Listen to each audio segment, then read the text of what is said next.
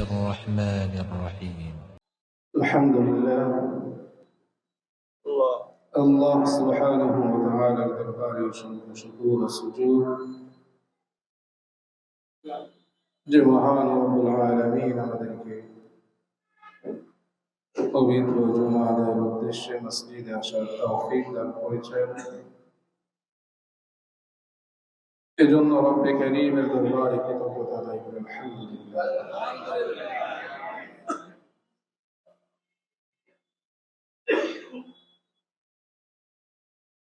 আল্লাহ সুবহানাহু ওয়া তাআলা তিনি এই জগৎবাসীর হিদায়াতের জন্য, পথ নির্দেশনার জন্য যুগে যুগে অসংখ্য নবী রাসূল প্রেরণ করেছেন।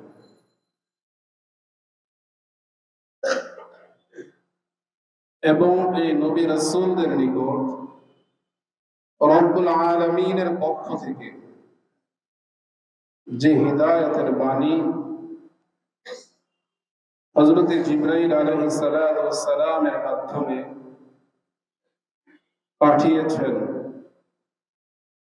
তাকে বলা হয় ওহী।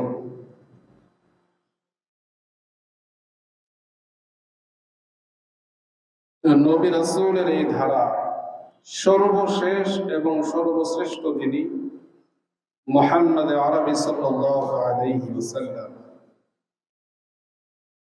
তার নিকট যে হিদায়াত এসেছে রব্বুল আলামিনের পক্ষ থেকে, যে বাণী এসেছে তাকে বলা হয় কোরআন।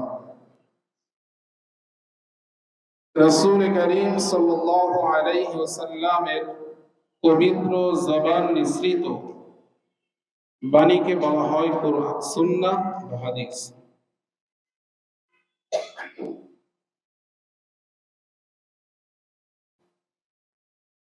মুহতারাম হাজিরিন,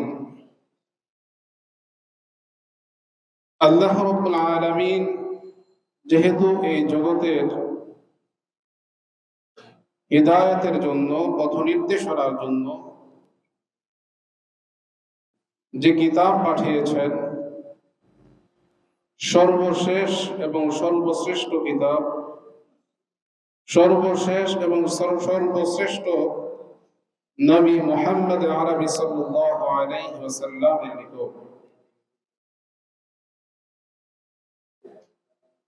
এবং তার পবিত্র জবান থেকে যা উচ্চারিত হয়েছে তাই হাদিস। হাদিস হওয়ার পরেও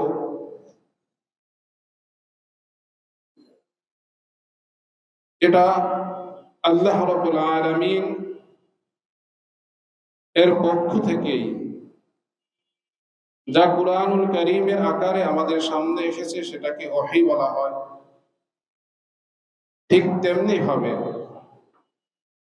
রাসূল করিম সাল্লাল্লাহু আলাইহি ওয়াসাল্লামের জবান থেকে যা উচ্চারিত হয়েছে সেটাও রাসূল সাল্লাল্লাহু আলাইহি ওয়াসাল্লামের কোনো খাহিসাত, তার কোনো ইচ্ছা না, বরং যা তিনি উচ্চারণ করেছেন, যা বলেছেন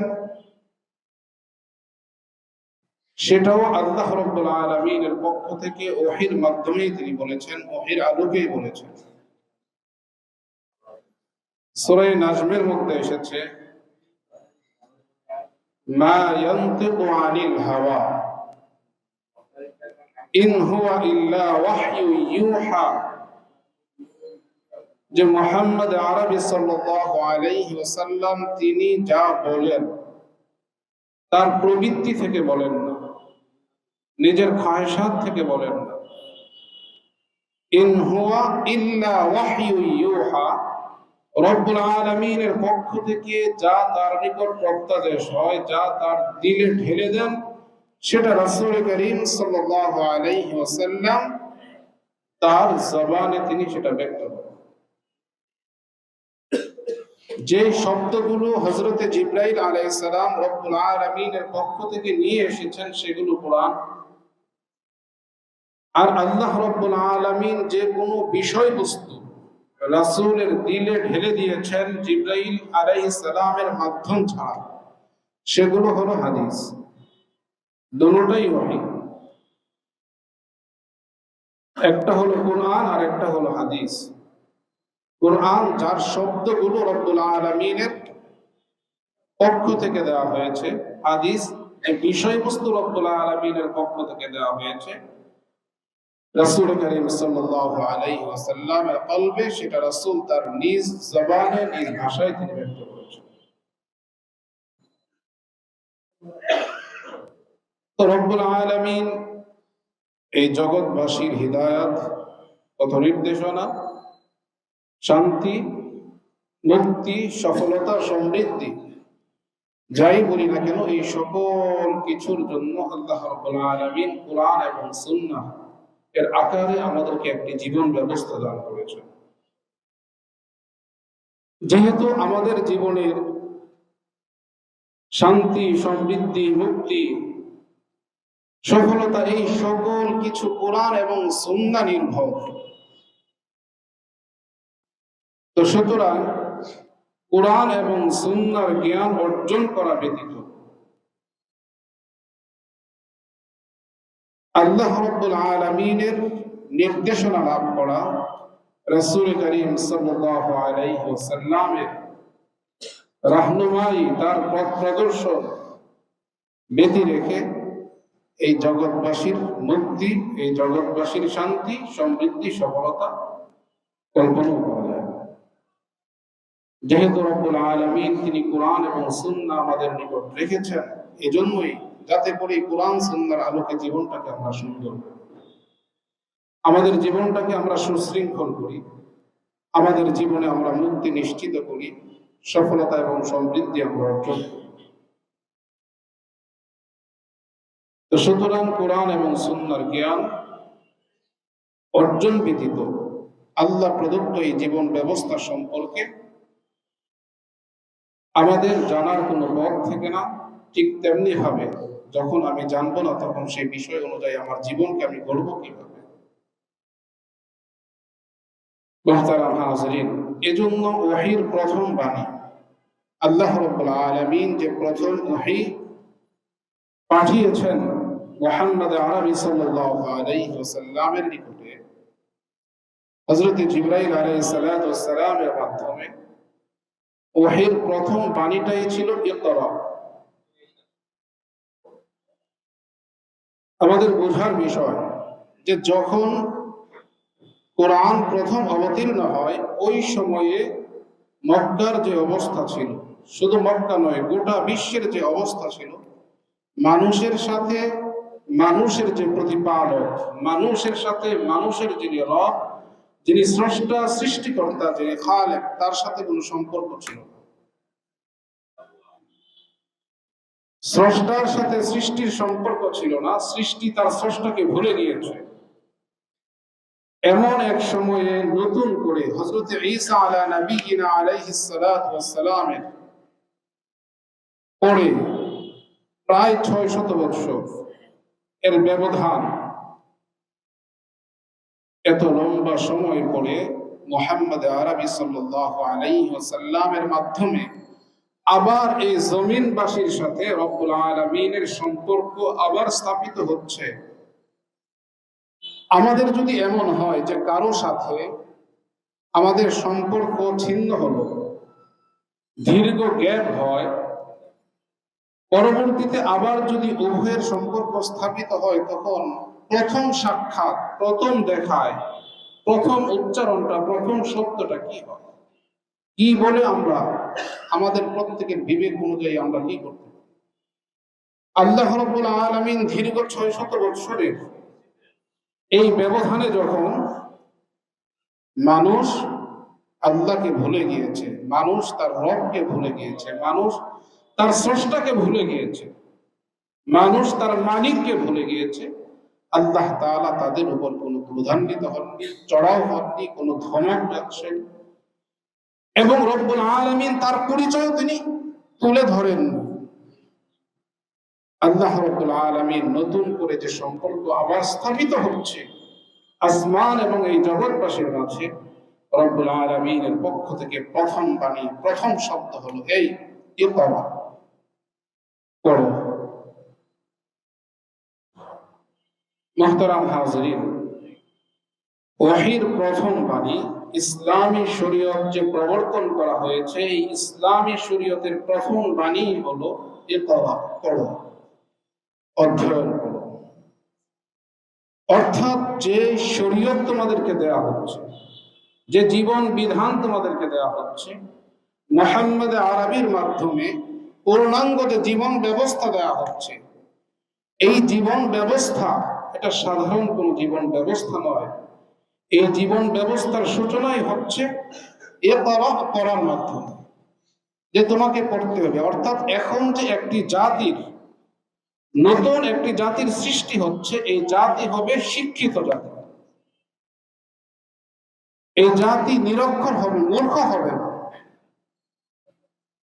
এখন এক শিক্ষিত জাতির, এক আদর্শবান জাতির সূচনা হচ্ছে মুহাম্মদ আরবি সাল্লাল্লাহু আলাইহি ওয়াসাল্লামের মাধ্যমে।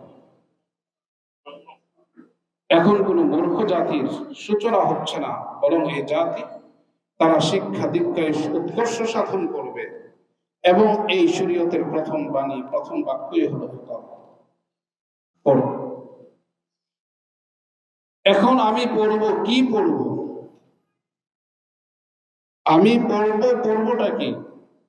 রব্বুল আলামিন বলেন বিসমি রাব্বিক, তোমার রবের নামে, যিনি তোমার প্রতিপালক, যিনি তোমার লালন পালন কর্তা, যিনি তোমার মালিক, তার নামে পড়ো। আল্লাযী খালাক, যিনি তোমাকে সৃষ্টি করেছেন। মুহতারাম হাজিরিন, পড়বে, কি পড়বে? আল্লাহ রাব্বুল আলামিন ওই দিক নির্দেশনায় প্রথম দিচ্ছেন যে তুমি পড়ো। আল্লাহ তাআলা তার নিজের পরিচয় এভাবে তুলে ধরেননি যে দেখো তোমরা আমাকে ভুলে গেছো, তোমরা ভুলে গেছো, সুতরাং তোমরা তোমাদের রবকে চিনো। উ'বুদ রাব্বাক, তোমরা তোমাদের রবের, প্রতিপালকের উপাসনা ছেড়ে, ইবাদত ছেড়ে তোমরা গাছের, মাছের, পাথরের, চন্দ্রের, সূর্যের, নক্ষত্রের তোমরা পূজা করছো, এগুলো ছেড়ে দাও। ছেড়ে দিয়ে তোমরা তোমাদের রবের এক আল্লাহর ইবাদত করো। এই কথা আল্লাহ তাআলা বলে প্রথম ওহী, যে তোমরা পড়ো। তবে পড়বে কি? পড়ার বিষয়বস্তু কি হবে? বিষয়বস্তু হবে এই যে বিষয়বস্তু, যে সিলেবাস পাঠের মাধ্যমে তোমার রব সম্পর্কে তুমি জানতে পারবে, তোমার রবের পরিচয় তুমি লাভ করতে পারবে। খলাকাল ইনসান মিন আলাক, যেই পড়ার মাধ্যমে, যে সিলেবাসের মাধ্যমে তোমার সত্তা সম্পর্কে তুমি জানতে পারবে, তোমার সৃষ্টির রহস্য সম্পর্কে তুমি জানতে পারবে, যে তুমি কিভাবে এসেছো, তোমাকে কে সৃষ্টি করেছেন, কিভাবে সৃষ্টি করেছেন। তো আল্লাহ রাব্বুল আলামিন ওহীর প্রথম বাণী হলো, যখন কোরআন নাযিল হয়েছে, গোটা মক্কার মধ্যে, আরবের মধ্যে শিক্ষিত বলতে হাতে গোনা 2 থেকে 3 জনের নাম পাওয়া যায় ইতিহাসে, যারা লিখতে জানতেন। 3-এর অধিক 4 জন পাওয়া যায় না যারা লিখতে জানেন। এমন এক সময়ে আল্লাহ তাআলা নতুন এক জীবন ব্যবস্থা, এক শরীয়ত প্রবর্তন করছেন, যার শুরুতে ঘোষণা দিয়েছেন সব নিরক্ষর, অশিক্ষিত, মূর্খ আল্লাহ রাব্বুল আলামিন এই জাতিকে নির্দেশনা দিচ্ছেন, হিদায়াত করছেন যে না, আর নিরক্ষর থাকা চলবে না, মূর্খ থাকা চলবে না, তোমাদেরকে শিক্ষিত হতে হবে, শিক্ষা দীক্ষায় তোমাদেরকে উৎকর্ষ সাধন করতে হবে। তো ইসলামী শরীয়ত প্রথমে শিক্ষার সর্বোচ্চ গুরুত্ব আরোপ করেছে। কি শিখবে সেটাও বলা হয়েছে। কেন? এজন্য মানুষ যদি এমন শিক্ষায় শিক্ষিত হয়, যে শিক্ষায় তার সৃষ্টির রহস্য সম্পর্কে সে জানে না, জানতে পারে না, জানার সুযোগ থাকে না, তার স্রষ্টা সম্পর্কে সে জানে না, জানার সুযোগ থাকে না। মুহতারাম হাজরিন, সেই শিক্ষা তার শিকড় থেকে তাকে পৃথক করে দেয়। কোন বৃক্ষ যদি শিকড় থেকে পৃথক হয়ে যায়, ওই বৃক্ষের যেমন নির্মম পরিণতি ঘটে, ঠিক তেমনি ভাবে যেই শিক্ষা মানুষকে তার স্রষ্টা থেকে, সৃষ্টির রহস্য থেকে বিচ্ছিন্ন করে দেয়, ওই শিক্ষার মাধ্যমেও ওই শিকড়হীন বৃক্ষের যে নির্মম পরিণতি, করুণ পরিণতি, ঠিক ওই জাতি, যে জাতি তার সৃষ্টির রহস্য, তার স্রষ্টার পরিচয় থেকে বিচ্ছিন্ন হয়ে যায়, তার ওই করুণ নির্মম পরিণতি। তখন মানুষ আর মানুষ থাকে না, তখন মানুষ পশুর থেকেও আরো অধম হয়ে যায়, আরো জঘন্য হয়ে যায়। তাদের ব্যাপারে কোরআনে কারীমের মধ্যে বলা হয়েছে, ওয়ালাকাদ যারানা লিজাহান্নামা কাসীরাম মিনাল জিন্নি ওয়াল ইনস লাহুম কুলুবুন লা ইয়াফকাহুনা বিহা ওয়া লাহুম আ'য়ুনুন লা ইউবসিরুনা বিহা ওয়া লাহুম আযানুন লা ইয়াসমাউনা বিহা উলাইকা কাল আনআম বাল হুম আযাল। যে জিন এবং মানুষের মধ্যে অনেক এমন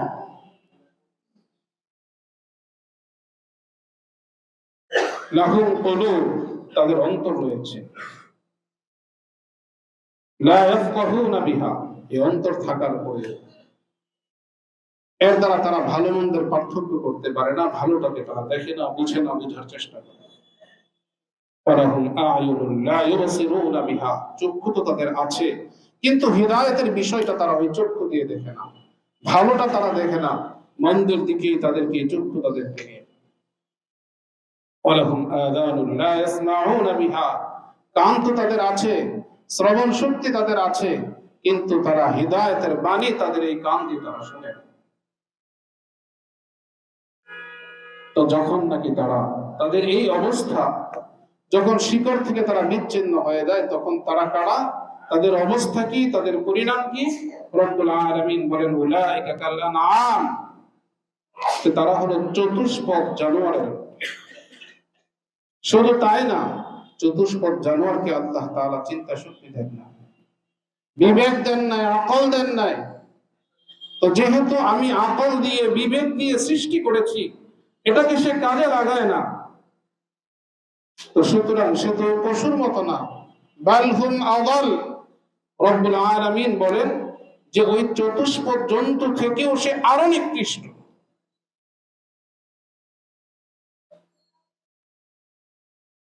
মুহতারাম হাজিরিন, তো আল্লাহ রব্বুল আলামিন তিনি কোরআনে কারীমে ইরশাদ করেন, কুল হাল ইয়াস্তাউিল্লাযীনা ইয়া'লামুন ওয়াল্লাযীনা লা ইয়া'লামুন।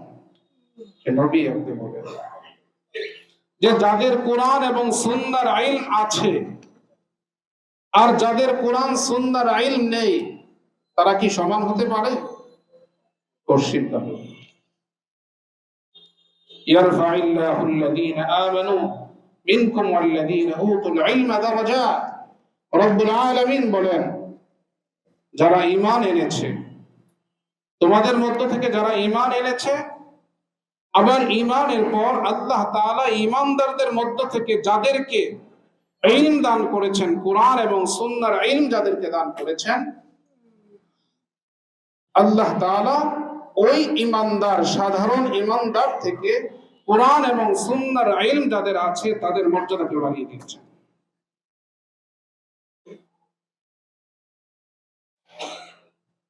মুহতারাম হাজিরিন,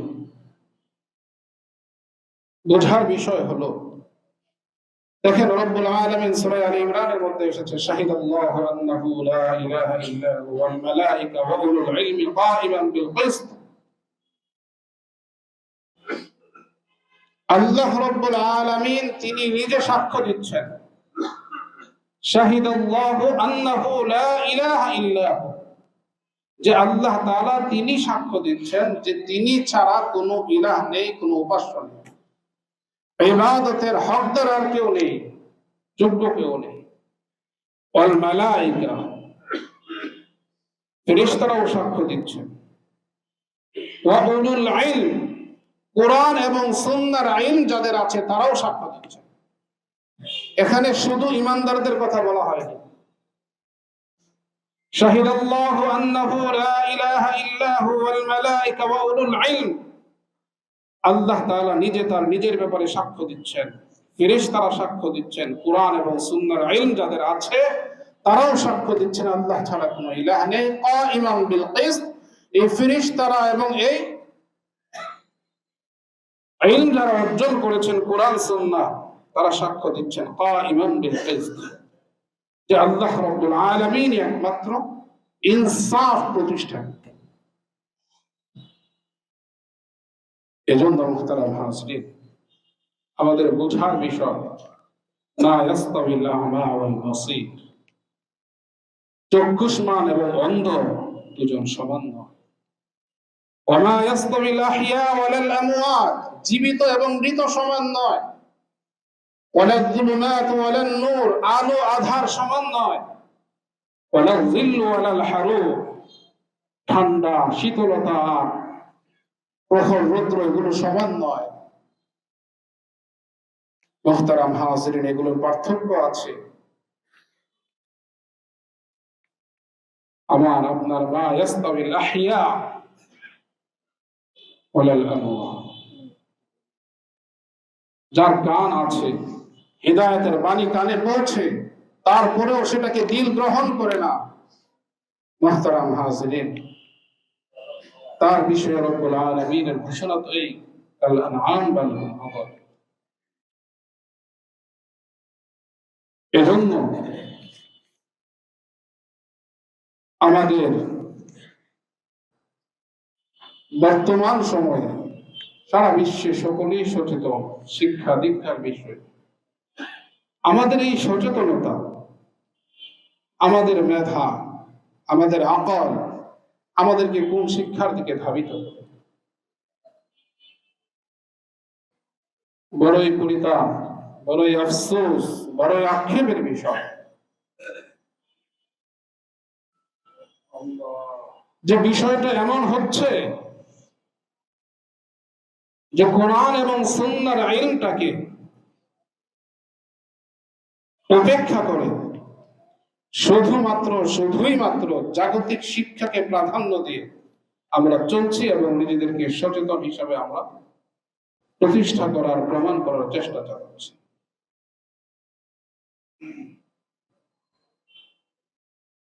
সন্তানকে আমরা দিন শিখাই, সন্তানকে আমরা মাদ্রাসায় ভর্তি করি, সেখানে আমরা সিলেবাস সম্পর্কে প্রথম আমাদের যে প্রশ্ন থাকে অভিভাবকদের, যে জাগতিক বিষয়গুলো এখানে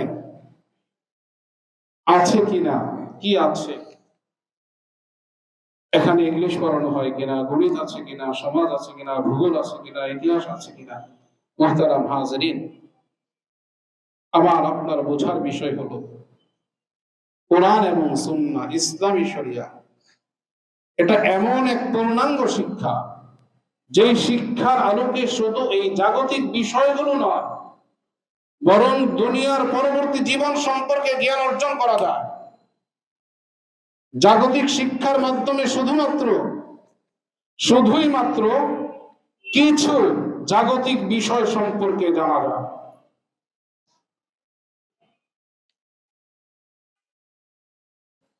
জ্যোতির্বিদ্যায় মুহতারাম হাজিরিন, এখন পর্যন্ত কতটুকু আবিষ্কার হয়েছে, মহাকাশ সম্পর্কে কতটুকু জ্ঞান আমাদের অর্জন হয়েছে, কতটুকু আমরা অর্জন করতে পেরেছি।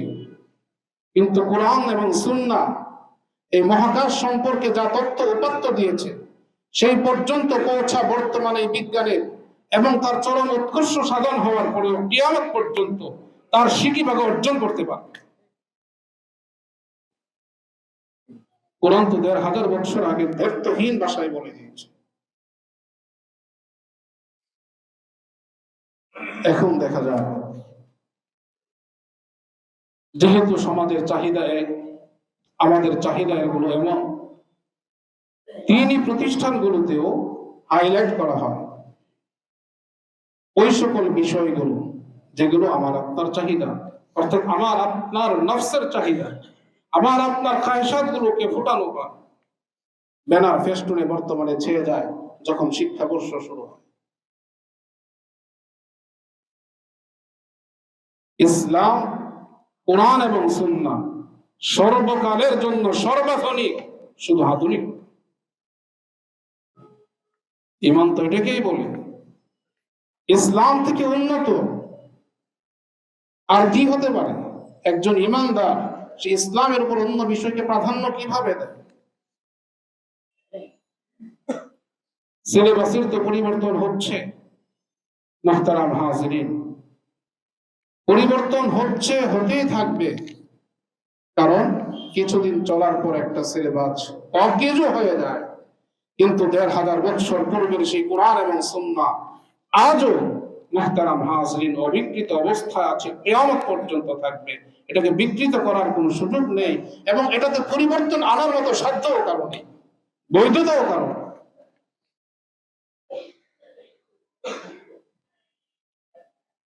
এজন্য মুহতারাম হাজিরিন, আমার আপনার যে বিষয়টা বোঝা যে আল্লাহ রাব্বুল আলামিন আমাদেরকে সৃষ্টি করেছেন আমাদের হেদায়েতের জন্য, আমরা আমাদের সকলের শান্তি সমৃদ্ধি চাই, আমাদের মুক্তি চাই। এই মুক্তি তো রাব্বুল আলামিন কোরআন এবং সুন্নাহর মধ্যে রেখেছেন। কোরআন এবং সুন্নাহকে যদি উপেক্ষা করা হয় তখন মানুষ থাকে না।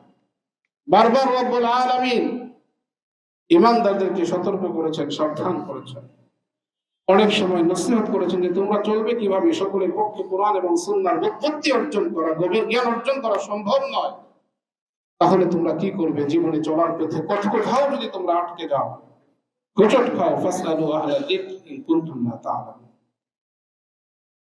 আহলা যিকর মানে আহলুল কোরআন ওয়াস সুন্নাহ, কোরআন এবং সুন্নাহ সম্পর্কে যারা অভিজ্ঞ, যাদের কোরআন সুন্নাহ সম্পর্কে যারা পাণ্ডিত্য অর্জন করেছেন, তাদের শরণাপন্ন হও, তাদের থেকে তোমরা সহযোগিতা নাও, তাদের কাছে জানো, তারপর তাদের থেকে দিক নির্দেশনা এসে হলে তোমরা তোমাদের জীবন। ইন্না নাহনু নাযালনা যিকরা ওয়া ইন্না লাহু লাহাফিজুন। কারণ এটাই একমাত্র বিশুদ্ধ। কেন বিশুদ্ধ? যেহেতু এর হেফাজতের দায়িত্বটা আমার, আমি এটাকে হেফাজত, যে আমি কোরআন এবং সুন্নাহ যে আমি দিয়েছি, যে হেদায়েত তোমাদেরকে দিয়েছি, পথ নির্দেশনা দিয়েছি, যে জীবন ব্যবস্থা আমি দিয়েছি, এটাকে আমি সংরক্ষণ করি, এর হেফাজতকারী আমি। তো সুতরাং এটা নির্ভেজাল, অন্য সকল কিছুর মধ্যে ভেজাল আছে। মুহতারাম হাজিরিন, এজন্য আল্লাহ রাব্বুল আলামিন আমাদেরকে নির্দেশনা দিয়েছেন। রাসূল করিম সাল্লাল্লাহু আলাইহি ওয়াসাল্লাম তিনিও বলেছেন যে তালাবুল ইলমি ফারিদাতুন আলা কুল্লি মুসলিম, যে ইলম, কোরআন এবং সুন্নাহর ইলম অর্জন করা, এটা মুসলমানের জন্য ফরজ। সামগ্রিক ইলম আমি হয়তো অর্জন করতে পারবো না, কিন্তু আমার জীবনে চলার জন্য আমার সাথে সম্পৃক্ত সকল বিষয়ে কোরআন সুন্নাহর ইসলামী শরিয়ার জ্ঞান অর্জন করা, এটা আমার জন্য ফরজ। যদি আমি অর্জন না করি, না শিখি, তাহলে আমি তো কোরআন সুন্নাহ অনুযায়ী আমার জীবনটাকে চালাতে পারবো না। এজন্য মুহতারাম হাজিরিন, রাসূল করিম সাল্লাল্লাহু আলাইহি ওয়াসাল্লাম বলেন এটা ফরজ। কোরআনে কারীমের মধ্যে এসেছে ফালাউলা নাফারা মিন কুল্লি ফিরকাতিন তাইফাতুন লিয়াতাফাক্কাহু ফিদ-দীন ওয়া লিউনদিরু কওমাহুম ইযা রাজাউ ইলাইহিম লাআল্লাহুম ইয়াহযারুন। যে কোরআন এবং সুন্নাহর ইলম, এর গভীর ইলম, কোরআন সুন্নাহয় পাণ্ডিত্য অর্জন করার জন্য এটা সকলের উপর অপরিহার্য না। নাফারা মিন কুল্লি ফিরকা তাইফা, যে প্রত্যেক বড় বড় দল থেকে ছোট ক্ষুদ্র, প্রত্যেক এলাকা থেকে একটা দল থাকবে ছোট, যারা নাকি তাফাক্কুহ ফিদ-দীন, দ্বীনের বুদ্ধি অর্জন করবে এবং কোরআন এবং সুন্নাহর এই ইলম অর্জন করে তারা তাদের এই সমাজকে নিয়ন্ত্রণ করবে। যেখানে ইবলিসের আক্রমণ, সেখানে তারা কোরআন সুন্নাহর ইলমের মাধ্যমে তাদেরকে বোঝাবে, ইবলিসকে প্রতিহত করবে, ইবলিসের দোসরদেরকে প্রতিহত করবে। যাতে করে তারা তাদের সম্প্রদায়কে ভীতি প্রদর্শন করতে পারে। লাআল্লাহুম ইয়াহযারুন। মুহতারাম হাজিরিন, আল্লাহ রাব্বুল আলামিন তিনি আমাদেরকে হিদায়াত করছেন। দেখেন, মানুষ দুনিয়া থেকে চলে যায়, কোরআন এবং সুন্নাহর ইলম এর গুরুত্ব কতটুকু। আল্লাহর রাসূল বলেন, ইযা মাতাল ইনসান, যখন মানুষ ইন্তেকাল করে, ইনকাতা আনহু আমালু, তখন তার আমল বন্ধ হয়ে যায়, ইল্লা মিন থালাস, তবে তার তিনটি আমাল জারি থাকে, চলতে থাকে। ইল্লা মিন সাদকাতিন জারিয়া, যে একটা হলো সাদকায়ে জারিয়া, আমরা যেটা বুঝি সহজে, আমরা মসজিদে মাদ্রাসায় দান করি, এতিমখানায় দান করি, এই উদ্দেশ্যে যে আমি মৃত্যুর পরেও এটা পেতে থাকবো, চলতে থাকবে। 2 নাম্বার হলো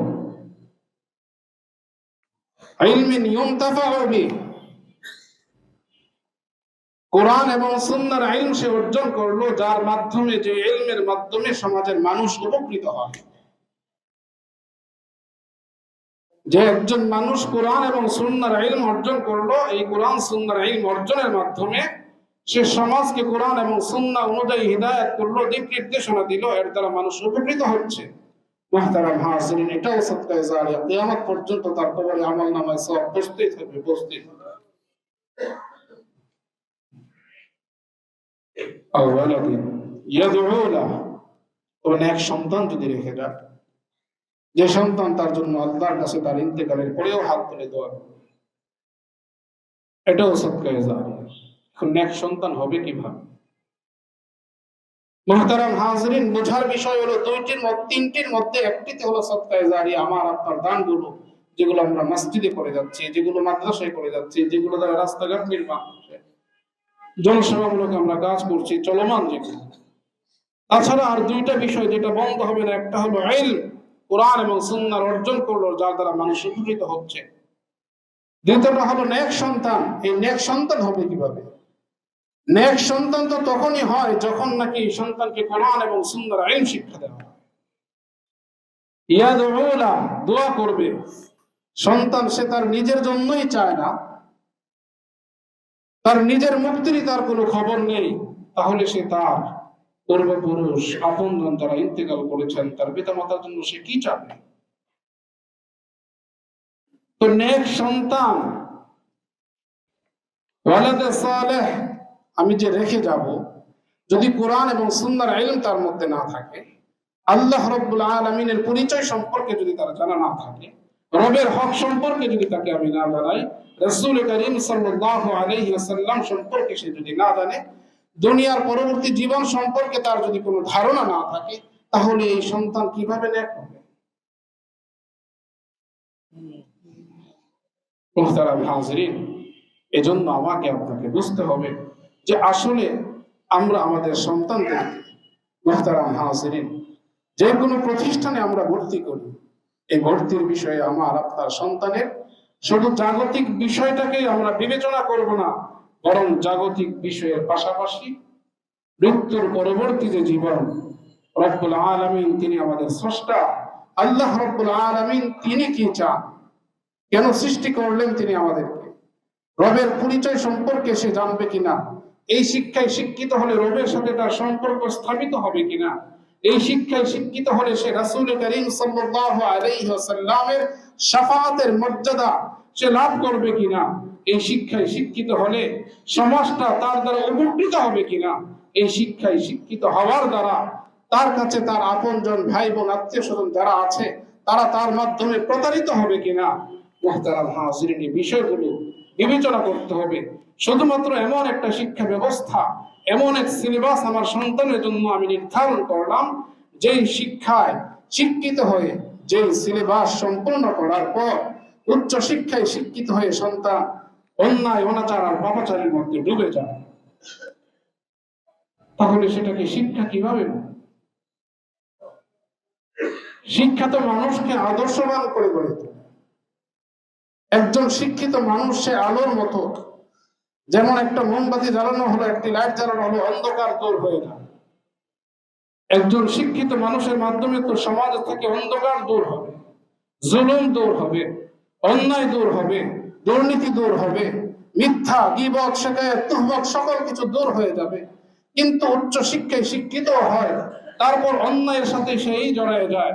মুহতারাম হাজিরিন, সর্বোচ্চ ডিগ্রি লাভ করে চেয়ারে বসে যায়, মানুষ তার হকের জন্য তার কাছে যায়, কিন্তু অন্যায় লেনদেন ছাড়া, অবৈধ লেনদেন ছাড়া মানুষ তার হক তার কাছ থেকে পায় না। এটা কেমন শিক্ষা? এই শিক্ষা তো জাতির জন্য অভিশাপ, এটা তো ধ্বংসাত্মক। মানুষের জীবনটা এত কঠিন কেন? আজকে আমরা এমন সংকীর্ণ জীবন যাপন কেন করছি? এজন্য করছি যে প্রকৃত যে শিক্ষা আমাদের অর্জন করা প্রয়োজন ছিল, আমাদের সন্তান সন্ততিকে যে শিক্ষাটা প্রকৃতভাবে দেওয়া প্রয়োজন ছিল, সেই শিক্ষাটা আমরা দিতে পারি। মুহতারাম হাজিরিন, আমি এ কথা বলছি না যে আপনার সন্তানকে স্কুল, কলেজ, ইউনিভার্সিটিতে আপনি পড়াতে পারবেন, আপনার ছেলে ইঞ্জিনিয়ার হবে, ডাক্তার হবে। আপনি আপনার ছেলেকে যে কোনো শিক্ষায় শিক্ষিত করেন, যে কোনো সিলেবাস, যে কোনো বিষয় আপনার ছেলের জন্য, সন্তানের জন্য আপনি সেটাকে নির্ণয় করতে পারেন, নির্ধারণ করতে পারেন, কিন্তু অবশ্যই অপরিহার্যভাবে তার সাথে ইসলামের মৌলিক শিক্ষাগুলো অপরিহার্যভাবে তার সাথে সম্পৃক্ত থাকবে। ইসলামের মৌলিক শিক্ষা ব্যতীত অন্য যে কোনো শিক্ষাই আমি আমার সন্তানকে শিক্ষিত করি না কেন, ওই শিক্ষা আমার সন্তানের জন্য সেটা ধ্বংসাত্মক হবে, সেটা কখনো তার জন্য ফলপ্রসূ কল্যাণকর হবে। ন্যায়, নীতি আর ইনসাফের শিক্ষা, আদর্শের শিক্ষা কোথায় পাবে? শাহিদাল্লাহু আন্নাহু লা ইলাহা ইল্লাহু ওয়াল মালায়েকাতু ওয়া উলুল ইলমি কাইমান বিল কিসত। আরে আল্লাহ রাব্বুল আলামিন নিজে তার ব্যাপারে সাক্ষ্য দিচ্ছেন যে ইনসাফ কাইমান বিল কিসত। ইনসাফ তো হলো একমাত্র আল্লাহ রাব্বুল আলামিন, তিনি একমাত্র ইনসাফ প্রতিষ্ঠাকারী।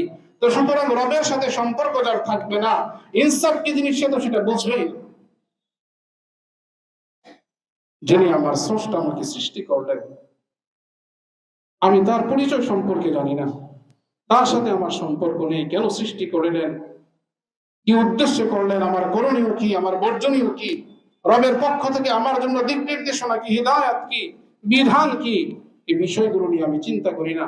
এমন এক শিক্ষায় শিক্ষিত আমি হচ্ছি, এমন এক শিক্ষা ব্যবস্থা আমি আমার সন্তানের জন্য নির্ধারণ করেছি, যে শিক্ষায় সর্বোচ্চ শিক্ষিত হওয়ার পরেও মুহতারাম হাজিরিন তার রব সম্পর্কে, তার সৃষ্টির রহস্য সম্পর্কে সে ন্যূনতম কোনো জ্ঞান অর্জন করতে পারে। আবার আছে এমন মুহতারাম হাজিরিন যে সেটা পাশাপাশি রেখে দেওয়া হয় ঐচ্ছিক। কোরআন সুন্নাহর মৌলিক শিক্ষাকে কোন মুসলমান, কোন ইমানদার সেটাকে ঐচ্ছিক হিসেবে রাখতে পারে, এটা অপরিহার্য, এর কোনো বিকল্প নেই। অন্য সকল কিছুর বিকল্প আছে, কিন্তু কোরআন এবং সুন্নাহর, ইসলামী শরিয়ার মৌলিক শিক্ষার কোন বিকল্প নেই। একজন ইমানদার তার মনে প্রাণে বিষয়টা তাকে বিশ্বাস করতে হবে, লালন করতে হবে, ধারণ করতে হবে যে ইসলামের মৌলিক যে শিক্ষাগুলো রয়েছে এর কোনো বিকল্প নেই। কারণ মৌলিক শিক্ষা থেকে যখন বিচ্যুত হয়ে যাবে, কোরআন এবং সুন্নাহর সামগ্রিক শিক্ষা নয়, এটা সকলের পক্ষে সম্ভব নয়, কিন্তু মৌলিক শিক্ষা সকলের জন্য অপরিহার্য। মৌলিক শিক্ষা থেকে যদি মানুষ বিচ্যুত হয়, তাহলে মুহতারাম হাজিরিন তার ধ্বংস হবে। এজন্য ধ্বংসের হাত থেকে আমরা নিজেদেরকে আমরা বাঁচাই, আমাদের পরবর্তী প্রজন্মকে আমরা হেফাজতের চেষ্টা করি। মুহতারাম হাজিরিন, অন্যথায় পরিণাম বড় ভয়াবহ হবে, তখন মানুষ আর মানুষ থাকবে না। মুহতারাম হাজিরিন, জাহিল যুগের মধ্যে রাসূল করিম সাল্লাল্লাহু আলাইহি ওয়াসাল্লাম যে সমাজে, যে যুগে এসেছিলেন, সেটাকে আইয়ামে জাহিলিয়াত বলা হয়। কেন বলা হয়? এজন্য বলা হয় যে তাদের স্রষ্টার সাথে তাদের কোনো সম্পর্ক ছিল না, স্রষ্টার পরিচয় তাদের কাছে ছিল না, স্রষ্টা থেকে সৃষ্টি বিচ্ছিন্ন হয়ে গিয়েছে। ঠিক আমাদের বর্তমান অবস্থা ঠিক তেমনই। দিন যাচ্ছে তো আমরা কোরআন সুন্নাহর মৌলিক শিক্ষা থেকে নিজেদেরকে আমরা গুটিয়ে ফেলছি, দূরে সরিয়ে নিচ্ছি, কোরআন সুন্নাহকে উপেক্ষা করছি। আর এতে করে আস্তে আস্তে আমাদের জীবনটা সংকীর্ণ হচ্ছে, কঠিন হচ্ছে, দুর্বিষহ হচ্ছে। কেন হচ্ছে? এজন্যই হচ্ছে। যদি কোরআন এবং সুন্নাহর মৌলিক শিক্ষা আমাদের না থাকে, তাহলে মুহতারাম হাজিরিন সেটা আমাদের জন্য অনেক কঠিন, আমাদের জন্য অনেক কঠিন হয়ে যায়। এবং এই কাঠিন্যতা আমাদের জন্য এমন মুহতারাম হাজিরিনের নির্মম, এর করুণ পরিণতি, এর পরিণাম আমাদেরকে ভোগ করতে হবে যদি আমরা এখনো সচেতন না। ছেলেদেরকে আমরা স্কুলে ভর্তি করি, কোনো আপত্তি নেই, কিন্তু পাশাপাশি তার মৌলিক শিক্ষা, অনেকে আমরা বাচ্চাদেরকে কোরআন শেখাই, বাসার মধ্যে আমরা কোনো হাফেজ সাহেবকে নিয়োগ দেই। ভালো কথা, শুধু এতটুকু বিষয় যথেষ্ট। নামাজটা কিভাবে পড়বে এই বিষয়টা আমরা শিক্ষা দেই, শুধু এতটুকু যথেষ্ট না। পবিত্রতা শিখায়, শুধু এতটুকু যথেষ্ট না। ইসলামের মৌলিক আকীদা সম্পর্কে তাকে অবশ্যই তাকে শিখাতে হবে। আল্লাহ তাআলার পরিচয় অবশ্যই তাকে দিতে হবে।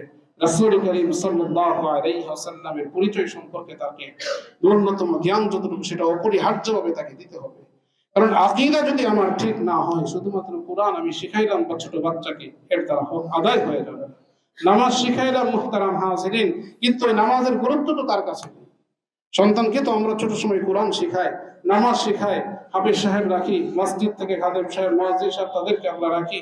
মুহতারাম হাজিরিন, তিনারাও সময় দিচ্ছেন, শিখাচ্ছেন, সুন্দর শিখলো, কিন্তু তার আমলে তো আসছে না আসার কারণ এটাই যে তার স্রষ্টার সাথে তার যে সম্পর্ক এবং সম্পর্কের ভিত্তিটা কি এই বিষয় সম্পর্কে সে জানে।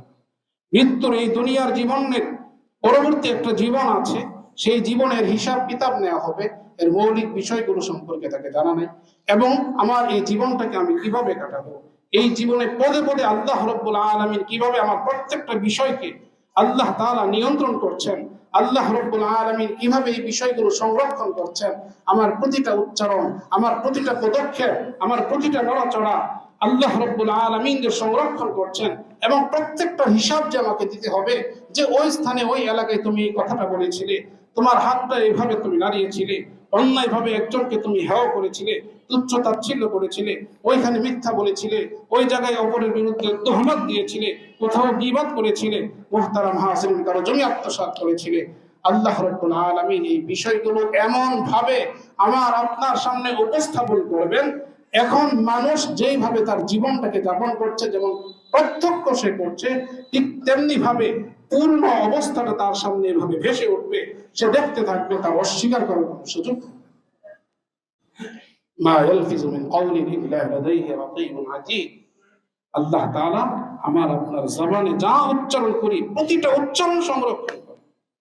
তাহলে আমরা কোথায় আছি? এজন্য মুহতারাম হাজিরিন, আমরা সকলে সচেতন হই, সাবধান হই, এবং আমাদের সন্তানদের ভবিষ্যৎকে আমরা সুন্দর করি। যে ভবিষ্যৎ আমার আপনার মৃত্যুর পরবর্তী জীবনে যেটা শুরু হবে আর শেষ হবে না, সে বিষয়ে আমরা সজাগ থেকে সচেতন হয়ে সেটাকে সামনে রেখে এবং প্রাধান্য দিয়ে আমাদের সন্তানের ভবিষ্যৎ করার আমরা চেষ্টা করি। রব্বুল আলামিন আমাদের সকলকে তৌফিক দান করেন।